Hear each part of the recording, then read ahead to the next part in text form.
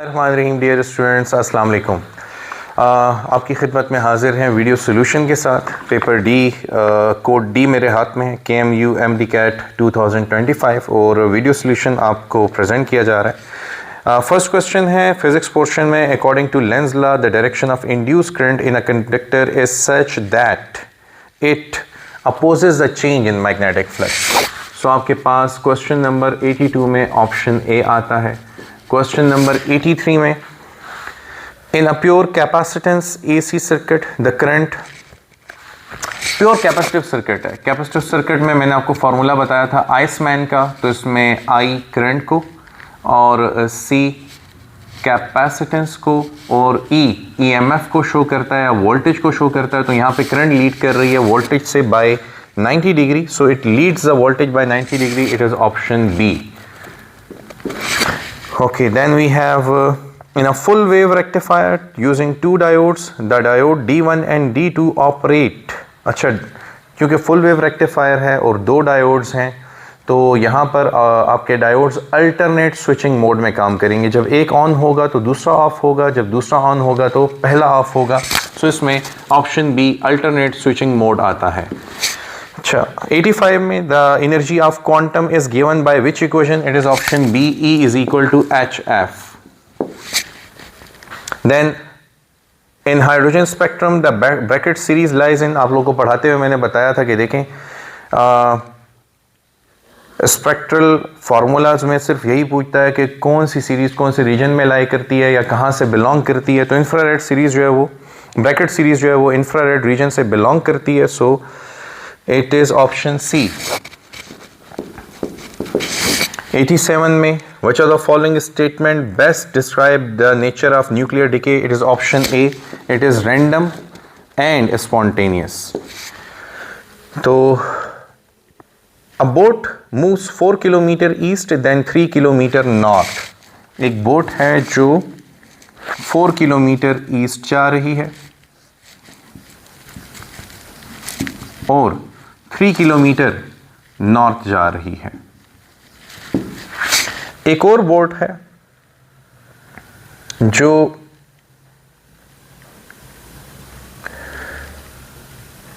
3 kilometre north जा रही है और फिर 4 किलोमीटर ईस्ट जा रही है। तो एक और बोट है जो 3 किलोमीटर नॉर्थ जा रही है और फिर 4 किलोमीटर ईस्ट जा रही है। दोनों का रिजल्टेंट सेम होगा। तो इसमें आपका both boats have same displacement vector, so it is option A. Then you have the area under the line on displacement time graph of a car moving with uniform velocity would be, तो displacement time graph है, ये displacement, ये time, velocity uniform है, तो इसका मतलब कि slope भी यूनिफॉर्म है, कांस्टेंट है। तो अगर आप इस ग्राफ को ड्रॉ करें तो ये ट्राइंगल की शेप में आपके पास आ जाएगा। So it is option B. 89 में ऑप्शन B आ जाता है। 90 नंबर MCQ है। A car starts from rest and moves with uniform acceleration of 3 meter per second square. What will be its velocity after 5 seconds? तो VF is equal to VI plus AT. तो VF is equal to 0 plus 3 into 5, which is 15 meter per second. 91 है. A passenger is standing in a stationary bus. When the bus suddenly starts moving forward, the passenger falls backward. Which phenomena best explains the observation? It is inertia, which is option C. 92. A ball is projected at 45 degree with initial speed of 20 meter per second on Earth. How does the range without air resistance compares to range with air resistance? So range with air resistance, without air resistance is RW and range with air resistance is RA. अब air resistance की मौजूदगी में range कम हो जाती है और air resistance के बगैर रेंज ज़्यादा है, तो range without air resistance is greater than range with air resistance. इसमें RA इसको लिखने का दूसरा तरीका ये है कि RA is lesser than RW, तो या तो ये इससे ज़्यादा होगा या ये इससे कम होगा। So it is RA lesser than RW because air resistance reduces horizontal speed. It is option C. A 0.02 kg bullet moving at 300 meter per second embeds in a 2 kg wooden block at rest on a smooth surface. What is the velocity of bullet block system just after impact? ये exactly वही MCQ है जो मैंने आप लोगों को class में teach किया था. Bullet block system, mass of the bullet है आपके पास 0.02 kg और इसकी वेलोसिटी है 300 मीटर पर सेकेंड और ये बुलेट जाके हिट करती है एक ब्लॉक को. ब्लॉक की जो इनिशियल वेलोसिटी है VIB, इसको ज़ीरो करने सारा मोमेंटम बुलेट के पास है. अब आफ्टर द कोलिशन ये इसके अंदर एम्बेड हो गई है, ये पूरा सिस्टम है. इस ब्लॉक का जो मास है, mass of the block is m, let's say it is 2 kg. तो हमें इस पूरे सिस्टम की वेलोसिटी v चाहिए. So initial momentum is equal to final momentum. Initial momentum is the momentum of bullet which is mb vb and final momentum is the momentum of this whole system which is capital M into v.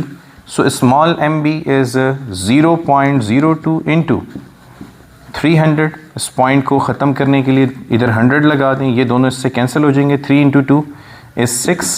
यहाँ पे 6 आ जाना. अब इस section को solve करें. ये मास है 2 और ये मास है तो ये 2.02 बन जाएगा और वेलोसिटी v हमें फाइंड करनी है. इसको अप्रॉक्सीमेटली आप 2 ही कंसिडर करें तो 2 into 3. सो इसमें आपके पास ऑप्शन आ जाएगा जनाब ऑप्शन बी. 93 में बी करेक्ट चॉइस है. मैंने आप लोगों को क्लास में सिखाया भी था कि 2.02 को आप 2 कंसिडर कर लें, इग्नोर किया करें फिल्दी कैलकुलेशंस को. अच्छा, नेक्स्ट है which of the following statement about projectile motion is correct. इनमें से कौन सी स्टेटमेंट प्रोजेक्टाइल मोशन के बारे में करेक्ट है? तो इसमें ऑप्शन सी है. At the highest point vertical component of the projectile is 0 but horizontal component remains unchange. So 94 में सी है. जब प्रोजेक्टाइल मैक्सिमम हाइट पर पहुंचेगा समिट पर, तो मैंने बताया था समिट पे वेलोसिटी का वाई कंपोनेंट 0 है लेकिन एक्स कंपोनेंट जो है वो VFX ये कांस्टेंट ही रहता है, इस पर कोई फोर्स नहीं है. 95 में जनाब rate of doing work at any instant of time is called instantaneous power. Then 5 kg body falls from a height of 30 meter towards the ground. अच्छा, 5 kg की बॉडी है जो 30 मीटर की हाइट से ग्राउंड पे आ गिरी है. अगर सारी पोटेंशियल एनर्जी हीट में कन्वर्ट हो रही है तो कितनी हीट प्रोड्यूस होगी? तो यहाँ पे heat produced is equal to loss in potential energy which is mg है. तो m आपके पास 5 है, g आप 10 ले लें, मल्टीप्लाई विद 30. तो 3 into 5 1500 आएगा. लेकिन अगर आप g को 9.8 लेंगे तो answer should be less than this value. तो करेक्ट चॉइस इसमें 1470 आनी चाहिए विच इज़ ऑप्शन सी. इसमें देखें आप लोगों ने 1570 कर दिया हो तो दैट वुड बी रॉन्ग. अच्छा, 2 students A and B each carry 20 kg load to the top of a 10 meter high staircase. अच्छा, यहाँ पे एक staircase ड्रॉ कर दें. ये staircase है और इस staircase की जो हाइट है that is 10 मीटर और 2 स्टूडेंट्स इसके टॉप पे, स्टूडेंट A स्टूडेंट B, एक लोड को लेके जा रहे हैं. 20 kg का वो लोड है. स्टूडेंट A 10 सेकंड में लेके जाता है जबकि स्टूडेंट B 20 सेकंड में लेके जाता है. कौन सी स्टेटमेंट करेक्ट है? सो इसमें दोनों जब यहाँ पे आएंगे तो दोनों की पोटेंशियल एनर्जी तो सेम होगी. ये स्टूडेंट A ले लें, ये स्टूडेंट B ले लें, दोनों ने अपने सरों पर ये 20 kg का लोड रखा हुआ है. तो दोनों ने, A ने और B ने वर्क डन तो सेम किया क्योंकि work done is equal to change in potential energy. लेकिन क्योंकि A ने ये वर्क डन किया है 10 सेकेंड्स में और B ने ये वर्क डन किया 20 सेकेंड में, तो फिर जो पावर है student A uses more power as compare to B. तो power is work done per unit time. जिसने टाइम कम लिया उसने ज़्यादा पावर यूज़ की. तो इसका मतलब कि इसमें ऑप्शन नंबर सी बिल्कुल करेक्ट है. अच्छा, 98 नंबर को देखेंगे. Wheel of radius 0.4 meter has angular acceleration of 6 radian per second square. तो व्हील का रेडियस है 0.4 विच इज़ 4/10 आप लिख दें और उसकी एंगुलर एक्सेलरेशन अल्फा है 6 रेडियन पर सेकेंड स्क्वायर. तो linear acceleration AT is equal to R alpha, so it is 4 by 10 into 6, 6 into 4, 24, 24 divided by 10 is 2.4 meter per second square, which is option D.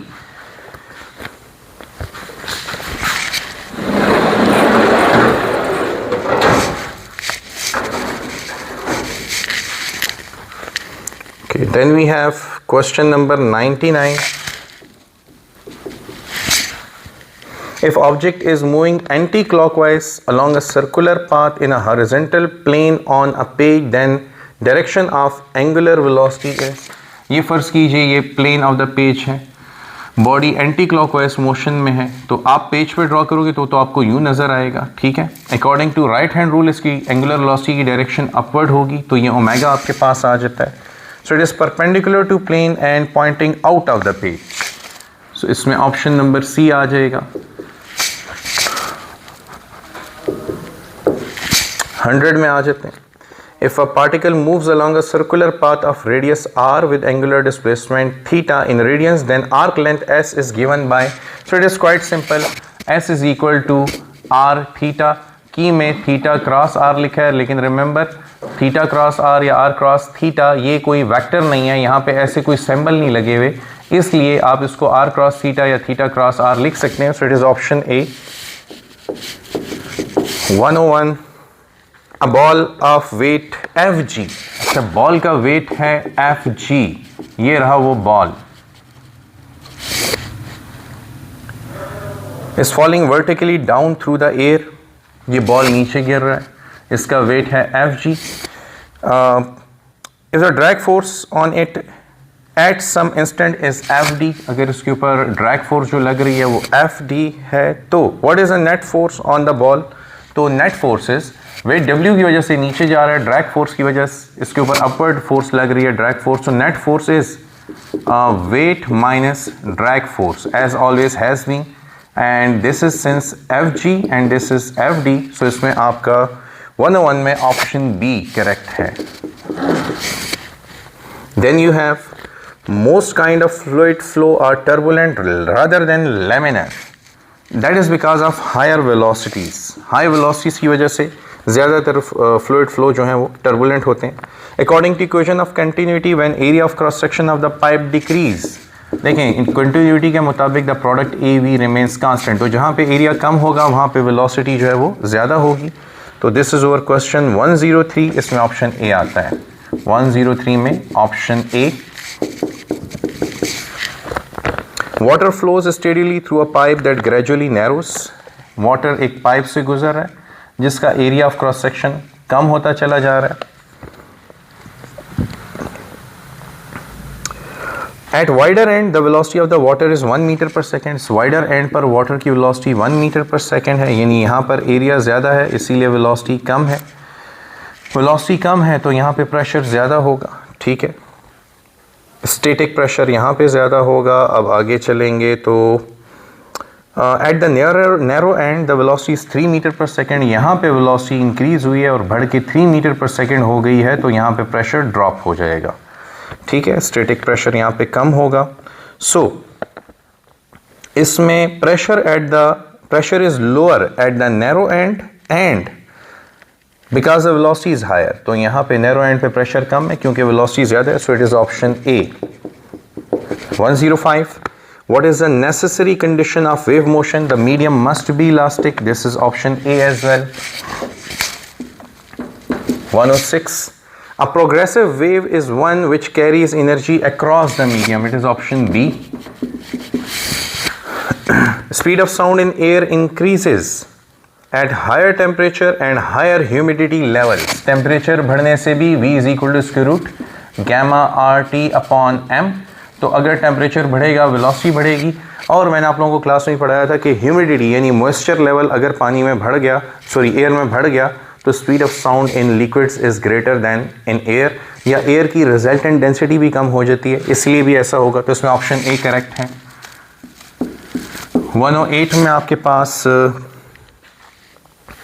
Okay this is 108, wave has velocity 300 metre per second, तो wave की velocity 300 metre per second है, its frequency f is 100 hertz, If the medium is changed so that velocity doubles but frequency remain constant, the new wavelength will be. तो v is equal to f lambda. अगर frequency constant है, frequency को change ही नहीं किया, velocity उसी वक्त double हो सकती है जब wavelength double हो. So इसमें option B आता है 108 में. 109. When a particle executing SHM moves from mean position to extreme position, its kinetic energy decreases continuously, becomes zero at extreme position. तो mean position पर kinetic energy maximum होती है, लेकिन extreme पर जैसे जैसे जाता जाएगा और उसके ऊपर force लगेगी, retarding force लगेगी, उसकी kinetic energy कम होगी, extreme पे जाके वो rest में आ जाएगा और फिर उसमें वापस journey continue करना है अपना. तो इसमें option B correct choice है. Heat will spontaneously flow from higher pressure to lower to higher internal energy, higher pressure to lower pressure, or from hot to cold. It's option D, from hot to cold. HTR से HTR पे heat जाती है. The SI unit of molar specific heat is option A, joule per mole per Kelvin. C is equal to Q divided by N delta T. So it is joule per mole per Kelvin. 112 में आ जाते हैं. At constant pressure Cp and volume Cv, an ideal gas constant has Cv is equal to 3/2R, then Cp will be. तो देखें Cv की value आपको 3/2R given है, Cp आपसे मालूम करने को कहा है. As we know that Cp minus Cv is equal to R, so Cp is equal to R plus Cv. तो Cp is equal to R plus 3/2R. इन दोनों को ऐड करें 5/2R आता है. एंड ये जनाब आपके पास ऑप्शन नंबर सी बन जाएगा. 113 में electric field at a point is defined as electric force per unit positive test charge. It is option number D. And then Coulomb law fits well into Newton third law, which is correct. Work done in moving a unit positive charge from one point to another while keeping the charge in electrostatic equilibrium. ये twist था, बहुत से बच्चों ने अभी मुझे बताया कि उनसे गलती हुई, पोटेंशियल डिफरेंस इसमें नहीं आता. अगर ये होता work done per unit charge तो फिर आप इसको पोटेंशियल डिफरेंस कहते, क्योंकि ये था work done in moving a unit charge, ये work done in moving a unit charge था. तो it is actually option B, which is potential energy. If potential difference across a conductor is doubled, keeping the resistance constant, the power dissipated becomes. तो देखें power का formula P is equal to V square by R. अब अगर आपने R को constant रखा है, यहाँ पे स्क्वायर मौजूद है, अगर आपने इसको डबल किया तो 2 का स्क्वायर 4, जो डिसिपेटेड पावर है 4 टाइम इंक्रीज होगी, which is option C. Then when the area vector is parallel to magnetic field, what is the value of magnetic flux? ये जनाब रहा आपकी सरफेस, ये उसका एरिया, और अगर मैग्नेटिक फील्ड लाइंस इस एरिया के पैरेलल हैं तो फ्लक्स क्या होगा, BA cos 0. मैग्नेटिक फ्लक्स की वैल्यू BA cos 0 आएगी, विच इज और ऑप्शन B.